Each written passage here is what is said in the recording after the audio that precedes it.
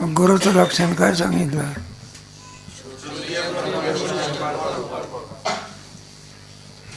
क्षत्रिय म्हणजे आणि ब्रह्मनिष्ठ. बरं, आणखी पुन्हा काही लक्षण आहे का? कृपाळ. बरं, अधिकाराचं लक्षण?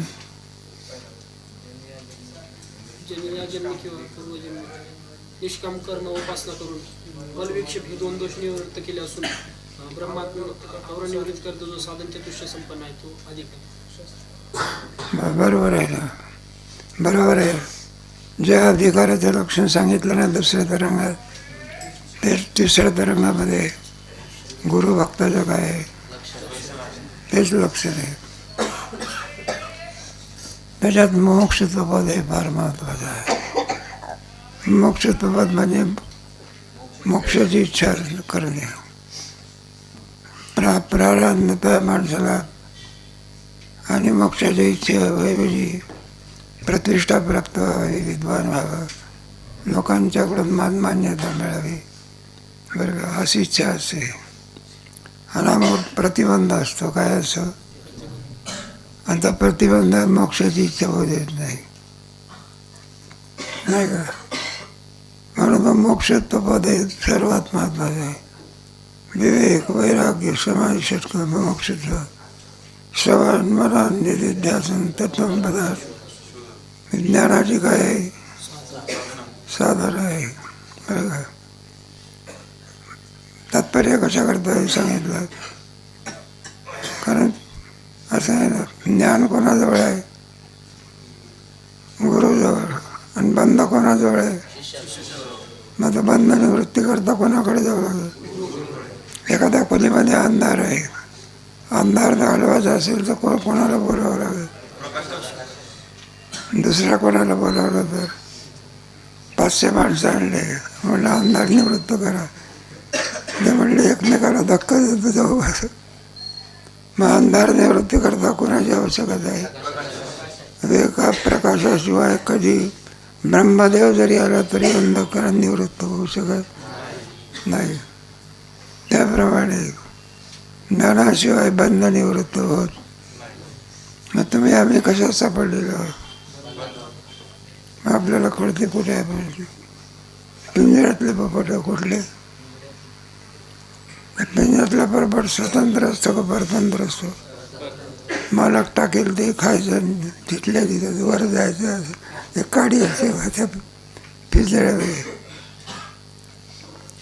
आता पोपट जन्मापर्यंत मरेपर्यंत त्या पिंजऱ्यामध्ये वर त्या काडीवर बसतो, काडीवर खाली बसतो कुठपर्यंत. मग तो मालक जो असतो मेला तेव्हाच पोपटाला काढतो. एरवी जिवंतपणी काय करत नाही. जिवंतपणी का काढत नाही मला उडून गेलं तर.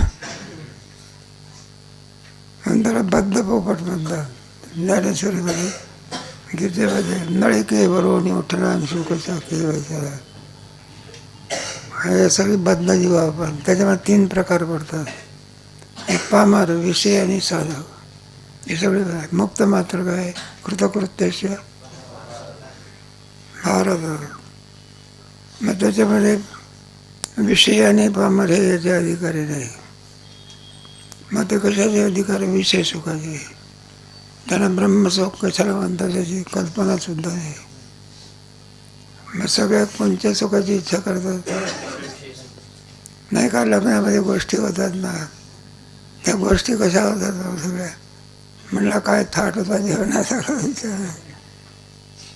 एक पान म्हणलं 500 रुपयाचं होतं. किती रुपये? हे कमी सांगितलं बघा. श्रीमंत माणसाच्याकडे जर ॲक्टर असला सिनेमाचा तर एक पान 5000 होतं. किती? काय पदार्थ खातात कोणाच माहिती. जाऊ दे आपलं काय. आम्ही सीताराम भावाला माहिती आहे, आम्ही विमानाचा प्रवास करत असताना आपल्याकडे चहा कॉफी मिळते ना, तिथली कॉफी आणली 250 रुपयाची. तिथे नवल वाटलं मला. आणि त्याचा गिऱ्हाईक नाही म्हणत लोक आवडीने घेतात. सगळं श्रीमंत लोक बसले त्याचा. कोणते मग ते कॉफी घेत असतात किंवा चहा घेत असतात ते कशा प्रतिष्ठेकरता, कशा करता? आम्ही सामान्य नसून कशा प्रतिष्ठित लोकांना काय करायचे? एरवी त्याची काही आवश्यकता, काय त्याची काही आवश्यकता आहे का? सोन्याचा गळ्यात कशा करता घालायचा असं प्रतिष्ठेकरता? त्याचा परिणाम माहिती नाही. त्यांना एखाद दुसरी भेटला चाकू बिकू काढला जाऊ द्या दृष्टांत. तेव्हा विषय पामर बरं का, हे बंधनिवृत्तीचे काही नाही. बंधनिवृत्तीचे अधिकारी नाही का वाढवणारे, उलट बंध कमी न होताना काय होतं? वाढतं. कुपात्त सेवन केलं म्हणजे रोग नाहीसा होत असतो, काय त्याच्यापेक्षा वाढतो. म्हणजे काही खातात, काही लिहितात, जिथे जाऊ नये तिथे करू नये ते. बरं आहे आपल्या बारकं शिक्षण संस्था झाल्यामुळे थोडी दिशा कळाली. काय काय जाऊ द्या. म्हणाचा अधिकारी कोण? दुसऱ्या तरंगामध्ये जे सांगितलं ना, ज्याने 2 दोष घालवलेले आहे आणि चित्तशुद्धी झाली आहे, चित्ताची स्थिरता झालेली आहे आणि काय आपलं साधनच्या दृष्ट्या संपन्न आहे. नाही का, शाम दाम उपराम तितिक्षा वगैरे हे सगळे अधिकाराची लक्षणं आहे बघा. आणि हा अधिकारी, या अधिकाराचं लक्षण सांगितलं. तर गुरुचं काय सांगितलं? गुरुच्या लक्षणामध्ये 3 पदं महत्त्वाचे आहे. एक पहिलं पद आहे बरं का, ब्रह्माचं आत्मत्वाने ज्ञान करून देणे. काय करून देणे? परोक्ष नाही. कोणतं? माझा आत्माच किम स्वरूप आहे. एक. दुसरं कोणतं आहे? जगताचं मिथ्यात्व. तिसरं 5 प्रकारचे वेद, त्याचं ते दुःखाला करणे, निराकरण करणे. भेद आहे ना बरोबर. त्याच्यात ईश्वर, जीव आणि जड, याच्यामध्ये 5 प्रकारचे काय पडतात? भेद पडत असतात. आहे काय? जीव जीवाचा सुद्धा काय आहे बा, श्रीमंत वेगळा आणि गरीब आला की नाही भेद व्यवहारामध्ये. बसू लावा तुम्ही जीवाचे भेद. त्याच्यामध्ये एखादा शिकून विकून टीका म्हणून नव्हे, काही आला ज्ञान संपन्न म्हणून लौकिक म्हणून. सामान्य माणसं म्हणजे त्या म्हणलं, हे बाबा बैस खाली बसा की महाराज. तर म्हणतो का, असल्या लोकात मला खाली बसायला लावतो का? या बा, त्याला ज्ञानाचा काय भेद आला की नाही? खरोखरच भेद आहे का? मानलेला भेद आहे. आणि ते ज्ञान झालं तर भेद काय होतो? म्हणजे 5 प्रकारचे काय बरं का. तेव्हा सगळ्यातून भेदाचं निराकरण झालं. तो काय म्हणे? भेदाभेद विद्या विनय संपन्न आहे, शनीचे सपाकेचे. पण त्याची दृष्टी शरीरावर असते का शरीरामध्ये असलेल्या आत्म्यावर असते?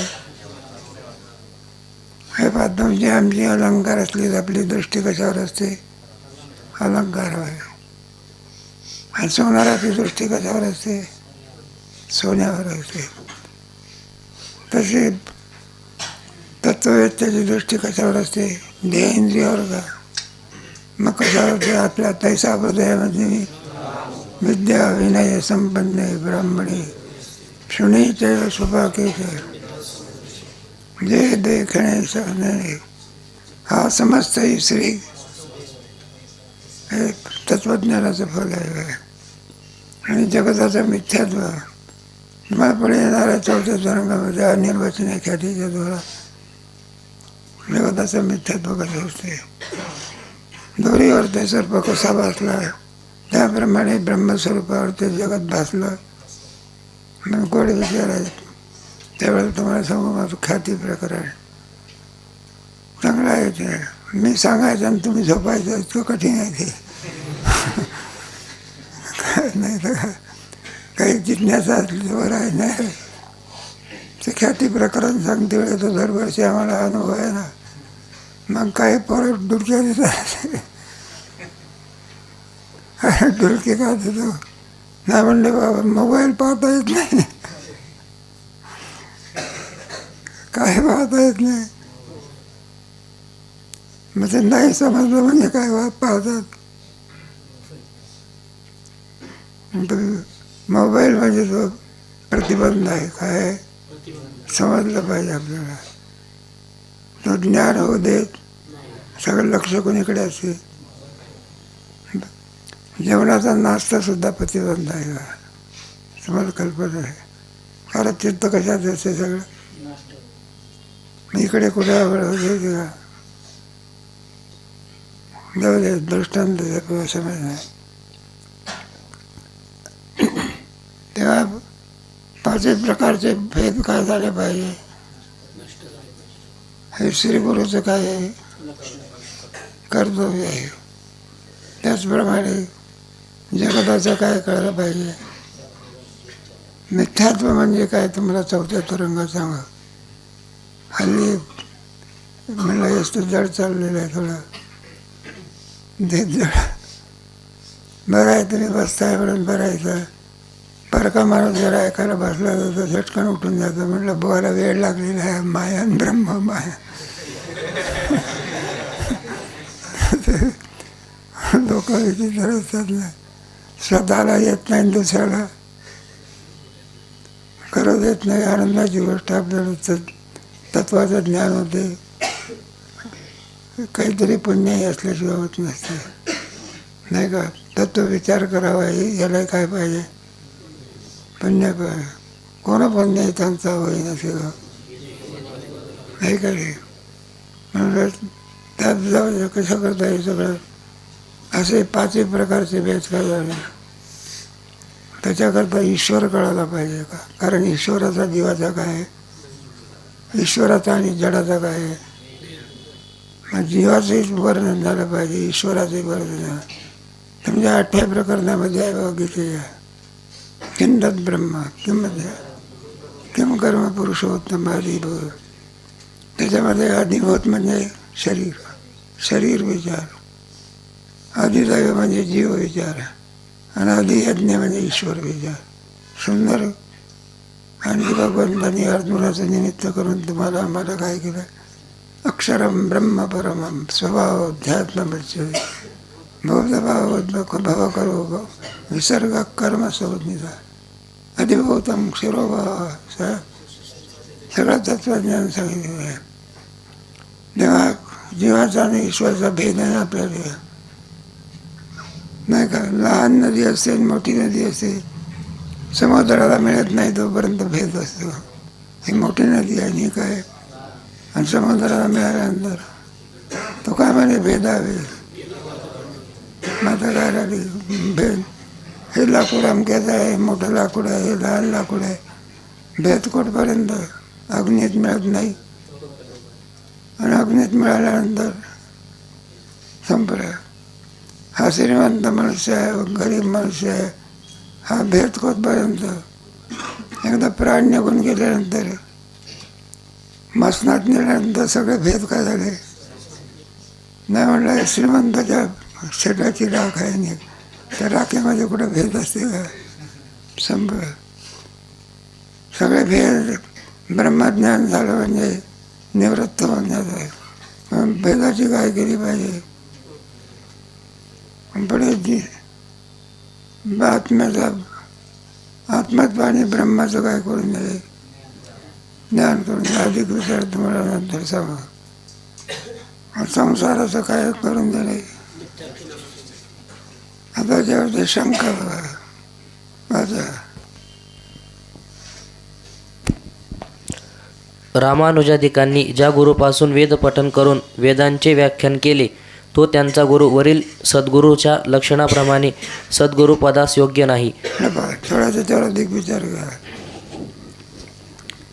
म्हणलं गुरुजवळ वेदवाक्याचा काय करायचा. विचार करायचा आहे का.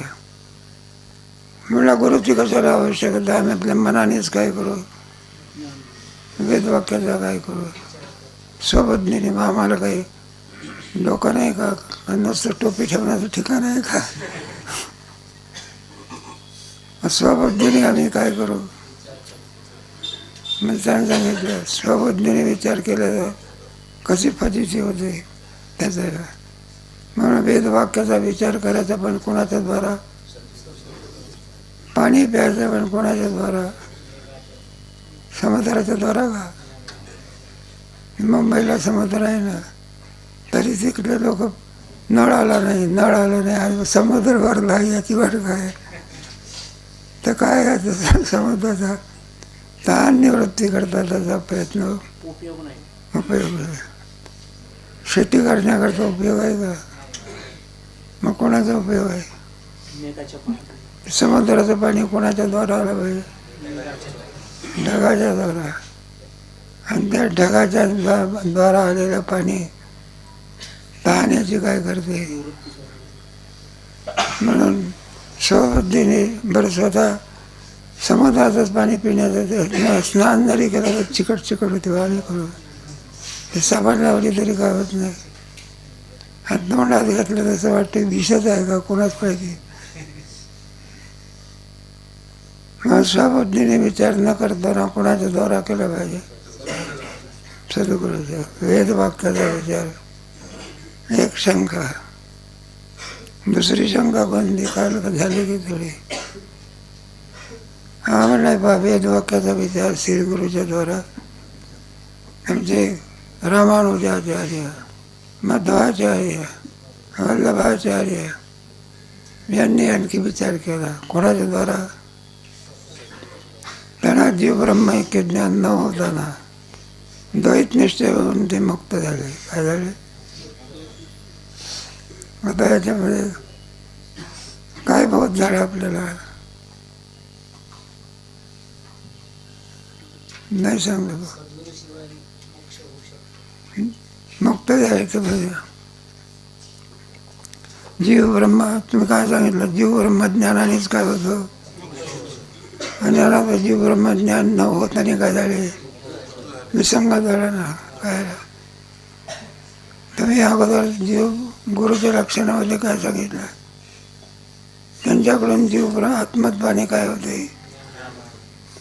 आणि तर तुमचे मुक्त झाले की जीव ब्रह्म एके ज्ञान न होताना काय झाले, विसंगत म्हणाला. एकीकडे सांगताय एक आणि एकीकडे सांगताय. मग सिद्धांत निघाला जीव ब्रह्म ऐक्य ज्ञान न होताना सुद्धा काय होतं, अद्वैत निश्चय. म्हणजे जगताला सत्याचं जरी मांडलं तरी काय होतं, हे संकेत उत्तर आहे. आता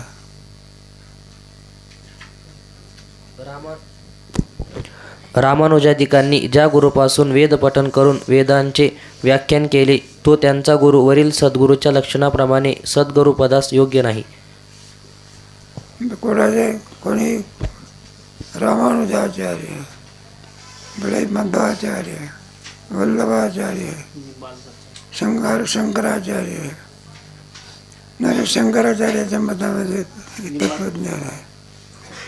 हे द्वैतवादी आहे सगळे. जगत मिथ्यात्ववादी नाही, जगत सत्यत्ववादी आहे. मग यांनी वेदवाक्याचा काय केला, विचार केला. आणि जीव ब्रह्म ऐक्य न होताना मनुष्य काय होतं, भेद निवृत्त केला का भेद जसा तसा ठेवला. बरं का. परत द्वैत मिथ्या नसून द्वैत काय आहे. आणि तुमचा गुरुजी काय सांगतो, जीव ब्रह्माचा ऐक्य का भेद सांगतो, अभेद सांगतो. द्वैत हे मिथ्या आहे सांगते का सत्य आहे सांगते, नाही समजत. अरे द्वैत हे सत्य आहे सांगते का मिथ्या आहे सांगते. मिथ्या सत्य सांगते ना. 5 प्रकारचं द्वैत आहे ना. जड जडाचा भेद, जीव जडाचा. आणि तुमच्या ह्याच्यामध्ये सगळ्या भेदाचं काय करते, आणि तो भेद जसेच आहे. आता हे सत्य का? हे सत्य. विसंगतपणा आला ना कळायला. तुम्ही सांगता जीव ब्रह्म ऐक्य ज्ञान आणि जीवात्मा काय होतं. आता जीव ब्रह्म ऐक्य ज्ञान न होताना काय झाला. मग आता हे खरं का पडेल. कारण पूर्वी संसारास मिथ्यात्व प्रतिपादन करून जीव ब्रह्मैक्य ज्ञानाचा उपदेश करणारा तो सद्गुरू असे सद्गुरू लक्षण केले आहे. तुम्हाला केलं तुम्ही लक्षण केलं की नाही का. कोणतं लक्षण केलं आहे का. ब्रह्माचं आत्मत्वाने काय करून देणे हे लक्षण केलं नाही. कोणाचं कर्तव्य आहे. गुरुचं. ब्रह्माचं आत्मत्वाने काय करून देणे आहे ना. म्हणजे भेद निवृत्त करणे. काय करणे. आणि आता या तुमचे रामानुजाचार्य मध्वाचार्य जीव ब्रह्माचा काय मानतात. माझा विसंगतपणा आला ना काय आला. बरं मुक्त झाला म्हणतात. पुन्हा काय म्हणतात. माझा जीव ब्रह्म ऐक्य ज्ञानाने मुक्ती की भेदाने मुक्ती. शंका आली ना त्याचं निराकरण करायचं थोडे. आणि ज्या अर्थी रामानुजादिकांचे गुरु प्रपंचात सत्यत्व आणि जीव ब्रह्माचा भेद प्रतिपादन करीतात त्या अर्थी ते वेदांतशास्त्रदृष्ट्या सद्गुरुपद प्राप्त होण्यास योग्यच नाहीत. बघा त्याचं उत्तर असं आहे. ज्या अर्थी ते जीवब्रह्माचा काय भेद सिद्ध करतात. जगताचं मिथ्यात्व सिद्ध होण्याच्याऐवजी सत्यत्व सिद्ध करतात. त्या अर्थी ते गुरुपदाला काय नाही. गुरुच्या लक्षणामध्ये काय ब्रह्माच्या आत्मत्वाने काय करून दिले. आणि त्याचं मला भेद जसाच्या तसाच ठेवतात. त्याचप्रमाणे हे भेद आहे. हे भेदी सुद्धा जसे तसे ठेवले. आणि जगात गुरुच्या लक्षणामध्ये मिथ्या ज्ञान करून दिलं. आणि तुमच्या ह्याच्यामध्ये जर सत्यत्व जसंच आहे. म्हणून तुमचा गुरु ज्याला तुम्ही म्हणता तो गुरुपदाला काही नाही योग्य नाही पडेल. तसेच रामानुजादिकांचे मतात प्रपंच सत्य असून जीव ब्रह्माचा भेद सत्य आहे असा सिद्धांत असल्यामुळे ते पुनः संसारासच प्राप्त होतील, मुक्त होणार नाहीत असे म्हणणे ओघानेच प्राप्त होते. रामानुज मतामध्ये कोणाच्या मतात जीव ब्रह्माचा भेद आहे का जीव ब्रह्माचा भेद आहे. काय कोणत्या ग्रंथ आहे त्यांच्या अद्वैतामध्ये. हे आपलं ताकापुरतं रामायण आहे. या ग्रंथाचा अभ्यास व्हावा लागतो. मोठे मोठे ग्रंथ आहेत त्यांचे. शंकराचार्य ब्रह्मसूत्राची भाष्य आहे. प्रत्येकाचं भाष्य आहे.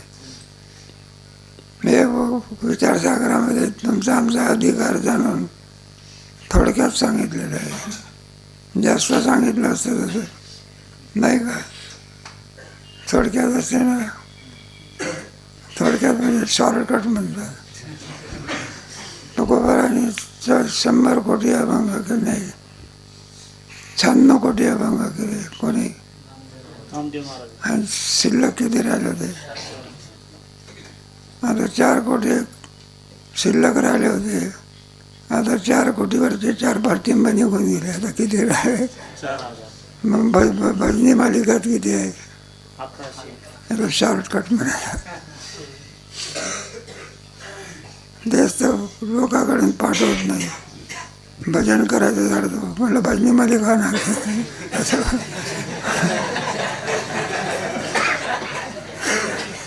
असाच प्रकार आहे. कुठं काय पाहते ज्ञानोबाराच्या सोहळ्यामध्ये पाहायला मिळतं तुम्हाला. जिथं काही वारकरी शिक्षण संस्थेचे पुरं असेल त्याचं बिनपाट चालतं का. आणि जिथे त्याचा संबंध नाही खुशाली आपल्या मालिका घेतात. सुंदर असे ध्यानोबा विठे रूप पाहता लोचनी म्हणा की आता आणा म्हणा पुस्तक.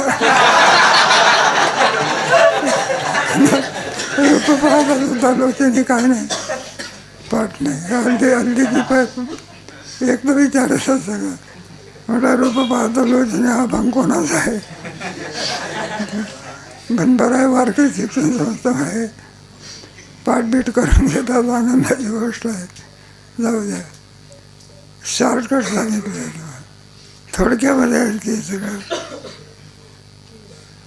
पुढे एक एक हे पहा, आम्ही जसं सद्गुरूचं लक्षण सांगितलं त्याप्रमाणे लक्षणात जर बसत असेल तर तो गुरुपदाला काय नाही, योग्य नाही. आहे काय? दूध आणि पाणी एकत्र पिऊन टाकत असेल तर त्याला राजहंस आम्ही म्हणणार. लक्षणात काय झालं पाहिजे, बसलं पाहिजे. म्हणलं दूध आणि पाणी एकत्रित करून पिऊन टाकतो, मग आम्ही सांगतो तुम्हाला राजहंस म्हणता येणार नाही, तुम्हाला जे म्हणायचं आहे ते, पण आम्ही त्याला काय म्हणणार नाही, राजहंस म्हणणार नाही. असं काय तो कुंभकर्ण होता ना, तरी वानर पक्षामधलं एक वानर असं धरलं बघा कुंभकर्णाला. आता तो कुंभकर्ण तो कोणाचा, रावणाचा भाऊ. त्यांनी सांगितलं म्हणलं तू शत्रू पक्षाचा, कोणत्या पक्षाचा, मग तुला जीव वाचवायचा असेल तर कोणाचा म्हण, रावणाचं. म्हणलं मग तुला सोडून देतो रावणाचा. म्हटलं तो म्हणला तितकं सोडून सांगा, कोणाचा म्हणणार नाही, कोणाचा म्हणेल. मग तो श्रद्धा भाषा का हा जो कुंभकर्ण म्हणजे तो काही सामान्य होतं का, मग सुद्धा रक्ताच्या चिरकाने त्याला सांगायचा मन रावणाचा. तो काय म्हणायचा म्हणला तो मरून जाशील की, मी म्हणते म्हणले रावणाचा. म्हणला हे पाय तुला जर जीव वाचवायचा असेल एकदाच बघ फक्त कोणाचा, रावणाचा ना, पण 100 वेळा कोणाचा म्हण, नाही तर रावणाचा, पण एकच वेळा काय म्हण. म्हणलं एक वेळ सुद्धा नाही, त्याच्या हातून काय झाला तो, पण रावणाचा म्हटलं आहे. पतिव्रत पाहिजे असते, ती कोणाचा म्हणते ती, पतिव्रत जायचा.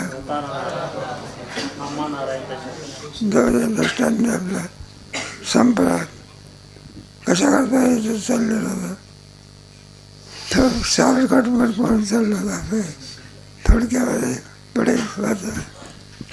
वेद प्रमाण न मानणारा जो अर्हत त्यासही जैन लोक गुरु मानतात. त्याचप्रमाणे शूद्र विद्या शिकविणाऱ्यासही लोक गुरु समजतात. पण संसाराचे मिथ्यात्व सांगून वेदवाक्यानुरूप जीव ब्रह्मैक्य प्रतिपादन करणारा शिवाय वेदांत शास्त्रदृष्ट्या दुसरा कोणीही सद्गुरुपदास योग्य नाही हे खचित. मग गुरुपदाला काय पाहिजे, तर लक्षणामध्ये काय झालं पाहिजे, बसला पाहिजे. लक्षणात जर बसत नसेल तर त्याला आपल्याला म्हणता येत. प्रत्येकाची लक्षणं असतात ना, नाही का, प्रत्येकाचं लक्षण असते. या अर्थी गोडी जी आहे ती कोणाची असली पाहिजे, मग कोणत्याही पदार्थामध्ये साखरेचीच गोडी असते, कोणाची, मग ते साखर म्हणजे ते कारखान्यातून निघून निघाली तिलाच साखर म्हणतात असं नाही. जिथे जिथे गोडी असेल तिथे काय, एखादा आंबा काढला त्याला गोडी वाटते त्याला साखर बनायचा. प्रत्येक पदार्थामध्ये जी गोडी असते तिला काय म्हणतात. मग डायबिटीज खाणाऱ्या माणसाला आहे झालं त्याला काय सांगता, आंबेसुद्धा काय करायचे नाही, खायचे नाही. गोड पदार्थ काय करायचे नाही, फळंसुद्धा काय करायचे नाही. म्हणलं मी कारखान्यातली साखर खाणार नाही, इतर साखर खायला काय म्हटलं मरायचं आहे का म्हणलं. मग गोडी हे लक्षण कोणाचं आहे, साखरेचं आहे. खारटपणा हे लक्षण कोणाचं आहे. कितीही प्रयत्न केला तरी मीठ कुठं गोड होत असते का, आपला धर्म ते काय करीत नाही. एखादी बाई, एखादा मनुष्य जेवढा म्हणजे कारल्याची भाजी जेवढा होता कशाची,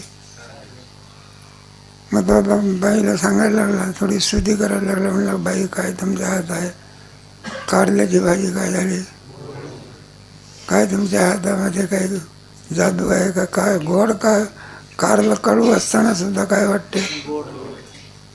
मग ती बाई हुशार होती. ती बाई म्हणाली, महाराज विनाकारण हरभऱ्याच्या झाडावर चढवू नका. म्हणलं कारलं हे कसं आहे. मग गोडी खा वाटते. तो म्हणला बघ किलोवर कारले 5 किलो काय होता. गोडी कारल्याची आहे का गुळाची आहे. मग कारला किती प्रयत्न केला तरी ते काय लागणार, कडू लागणे हा कारल्याचा काय साधारण, आणि गोड लागणे हा साखरेचा काय साधारण. प्रत्येकाचे साधारण नाही. ऐकू येणे कानाचं काम आहे, कोणाचं काम दिसणे हे कोणाचं काम आहे, प्रत्येकाचं आहे. कुठेही हात लागला म्हणजे कडू खरट लागत असते का. मग खरू खरट लागणे हे कोणाचं धर्म आहे, जिभेचं. प्रत्येकाचा धर्म काय असतो पुढे. याकरिता जे पुरुष मेघाप्रमाणे असणाऱ्या ब्रह्मवेत्य सद्गुरूपासून वेदांत श्रवणपूर्वक अर्थविचार करतील त्यासच अमृतरूप मोक्ष प्राप्त होईल. याकरिता वेदार्थ ज्ञानवानापासूनच वेदवाक्यांचा विचार करावा. म्हणून वेदवाक्याचा विचार कोणापासून करावा, जो गुरुपदाला काय असेल.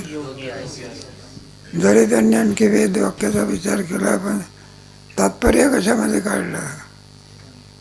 जीव ब्रह्माचा अभेद सिद्ध करण्याच्या ऐवजी काय सिद्ध केला, भक्त भक्तच राहतो देव काय राहतो. वेदांत भक्तिशास्त्रामध्ये देवभक्त दोन्ही अन्मळीचे संचले. भक्त भक्त राहिला का तद्रूप झाला. राम म्हणत पदी सोनी, त्याच्याहून तो वेगळा राहत. चिंतने चिंतने तद्रूपता दृष्टांत सांगितलं. म्हणून कशा करता हे सगळं सांगितलं. लक्षणात बसावं लागत असते. कोणी कोणाचं लक्षण सांगून हे होत नसते. लक्षणात बसत असेल तर त्याला त्या लक्षणाचे प्रकार तुम्हाला सांगू. असं अतिव्याप्ती अव्याप्ती असंभव अशी लक्षणं असतात. अतिव्याप्ती म्हणजे काय, अव्याप्ती म्हणजे काय याचा विचार आपण 4थ्या तरंगामध्ये करू. पुढे अर्थज्ञान शून्य पुरुषास पाणी नेणे पाठकाधम असे शिक्षेत म्हणले आहे.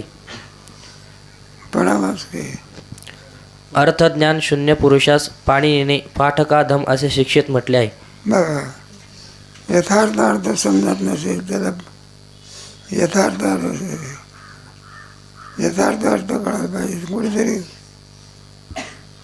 भागवतकार म्हणा, गीताकार म्हणा, त्याने गीता वगैरे ऐकली, सांगितली बा, श्रोत्याने गीता ऐकली. पण शेवटचा समारोपाचा दिवस. मग समारोपाच्या दिवशी एक श्रोता उठला, बोलले महाराज तुम्ही गीता सांगितली. म्हटलं बरं. म्हटलं मी ऐकली की, पण म्हटलं एक शंका आमची तुम्ही फेडलेली आहे. आणि त्यालाही वाटायला लागलं पंडितजीला. म्हटलं कोणती शंका होती ती. तुम्ही सांगितलं ना गीतेमध्ये दोगधा गोपाल. म्हटलं ते 2 गदे आहे त्याचं विवरण तुम्ही केलं नाही. 2 गदे म्हणजे दोगधा. मग पंडितजीने सांगितलं, म्हटलं तुझा अधिकार न जाणताना तू एक गदा तुला ज्ञान सांगितलंय. त्याचा अर्थ ज्ञान असावं लागतं. काय नुसता शब्द ऐकून काम मागत असते का, त्याच्या अर्थाचं ज्ञान पाहिजे. शब्द ऐकून कुठं काम मागत असते का. म्हणून शब्दाच्या नाही तरी ज्ञान जर नसलं ते. एक मुलगा नुकताच कन्व्हेंट स्कूलमध्ये टाकला आणि ते इंग्रजी शाळा एकच दिवस गेलेला होता. आणि तो शब्दकोश पाठ करावा लागतो. कशाचा, इंग्रजी शब्दकोश असतो ना. त्या शब्दकोशामध्ये तो वॉटर म्हणजे पाणी, एकच शब्द पाठ केला त्याने, वॉटर म्हणजे घरी आला म्हणलं आहे वॉटर आण वॉटर आण. खुमखुमी असते ना थोडी.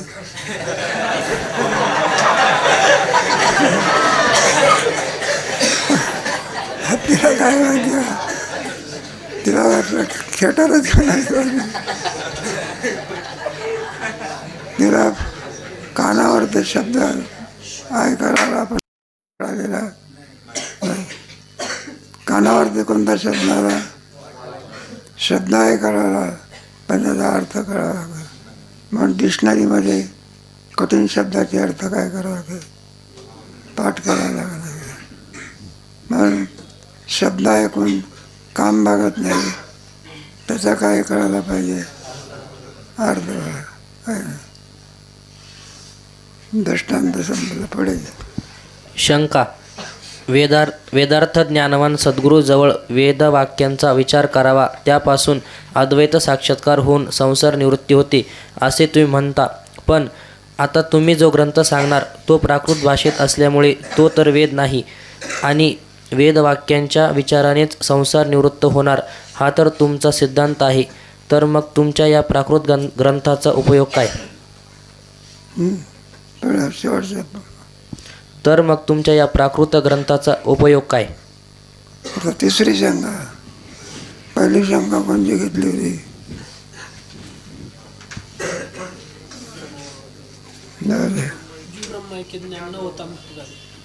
बरोबर आहे ना. आता तिसरी शंका कोणती आहे? दुसरी शंका वेद वाक्याचा काय करायचा, गुरुच्या द्वारा काय करायचा, विचार करायचा. कशाचा? तुमचा ग्रंथ कोणत्या भाषेत आहे, मग काय उपयोग त्याचा? कारण तुमचा ग्रंथ तर मराठी भाषेमध्ये आहे आणि वेद वाक्यापासून ज्ञान होते. वेद कशामध्ये आहे?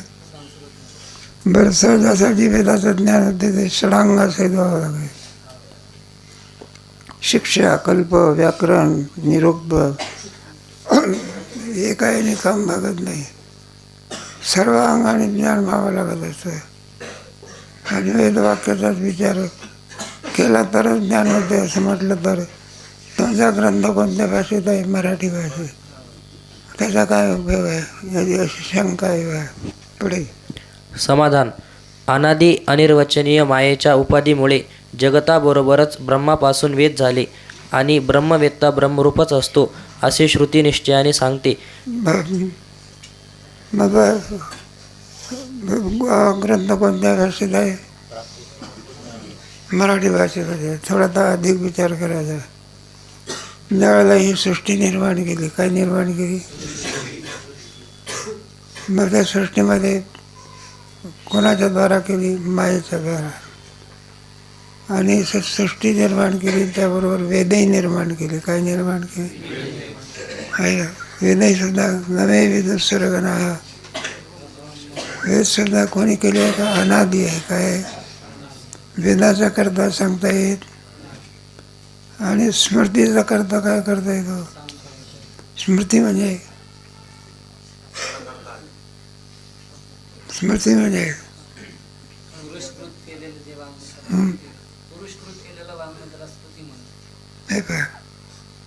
म्हणजे जिचा करता कोणी नाही त्याला श्रुती म्हणायचा. स्मृती म्हणजे ज्याचा करता आहे त्याला काय म्हणायचं? स्मृती म्हणायचं. गीता कोण आहे? आणि वेद श्रुती आहे. पुराणाचा करता कोण आहे? व्यास.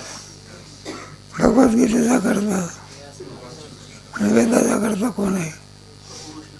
म्हणून अनादिकालापासून असलेले वेद. बरं का, ज्या वेळेला जगात उत्पन्न झालं त्याबरोबर वेदही सुद्धा काय झाले? आता वेद हे अनादि आहे का आदि आहे? अनादि आहे.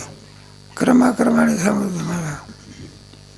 म्हणून हे जे आणि आहे ना वेद उत्पन्न झालेला, या वेदाला जाणणारा तो किम स्वरूप असतो? ब्रह्मरूप असतो. ब्रह्म आहे ना. तुमच्या ह्याच्यामध्ये सांगितलेलं आहे ना, ब्रह्मवेद ब्रह्मैव भवति. ब्रह्मस्वरूपाला जाणणारा तो ब्रह्मामध्ये राहत. वेद हे सुद्धा ब्रह्मरूप आहे आणि तिला जाणणारा सुद्धा किमस्वरूप आहे. म्हणजे वेद आणि ब्रह्मवेत्ता याच्यामध्ये कोणत्याही प्रकारे काय नाही. मग ती ब्रह्मवेत्त्याची वाणी कोणती असो, संस्कृत असो का हिंदी असो का काय असो, मराठी असो का काही असो, ती वेदवाणी ब्रह्मरूपच आहे.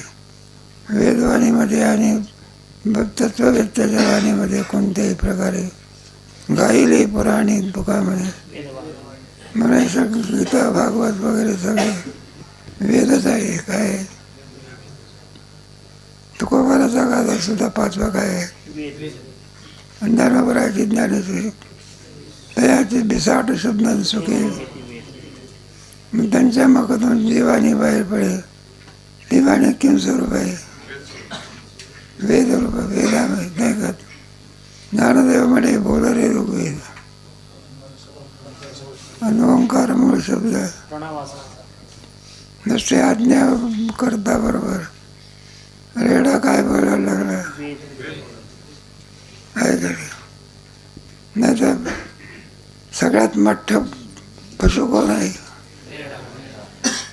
नाही का. हे महाराज एखाद्या वेळेला रस्ते बिस्त्यावर आले, रेडको कुठे आलं मध्यंतरी रस्त्यात, ड्रायव्हरचा कार असते म्हणा ट्रक म्हणा, हा मध्यंतरी रस्त्यामध्ये रेडा असल्यानंतर बाजूला झाला पाहिजे म्हणून भोंगा वाजून कंटाळून जातो. तरी हा बाजूला काय एक पाऊलसुद्धा काय होत नाही, बाजूला होत नाही बघा. काय करे ही बदलीच आहे बघा. आणि कुत्र्याचा जरी पिलू असला भोंगा वाजला तर भुंकून पडतो बघा ते. मग आता असा असलेला रेडा आणि त्याच्या तोंडातून काय बोलवला. मग एक शक्ती रेड्याची आहे का बोलवणार. मग ज्ञानेश्वर महाराज वेदावून भिन्न आहे का तत्स्वरूप आहे. वेदार्थ सागर सखा माझा ज्ञानेश्वर. मग त्यांची वाणी जी असते ती वेद स्वरूप वाणी असते. त्यांच्या मुखातून जे जे निघेल ते ते वेदरूपाचं वाचा बोलो आणि करू केले. पण तुकोबाराचा गाथा काय वेद आहे का, ज्ञानोबराची ज्ञानेश्वरी. आणि बाकीचे तुमचे शाळेमध्ये शिकलेले लोक काही पुस्तकं लिहितात ते काय वेदरूप आहे का ते. मग कशा करतात. आम्ही जो मराठीमध्ये ग्रंथ सांगत आहोत तो ग्रंथ वेद स्वरूप आहे किम स्वरूप आहे. जे ज्ञान वेदाने होते ते ज्ञान कशाने होते झालं का लक्षामध्ये. जे ज्ञान कशाने होते ते ज्ञान कोणाचे होते आहे का रे. वॉटर आण म्हटलं तरी काय आणणार, पाणी आण म्हटलं तरी. भाषेचा फरक आहे, अर्थामध्ये एक रूपत आहे. मग कोणत्याही भाषेत, हिंदी भाषेत असो कोणत्याही भाषेत, संस्कृत भाषेत असो, त्याच्यामध्ये ब्रह्मविद्या प्राप्त करून देण्याची शक्ती आहे. हे मराठीची आहे आणि ब्रह्मविद्येचा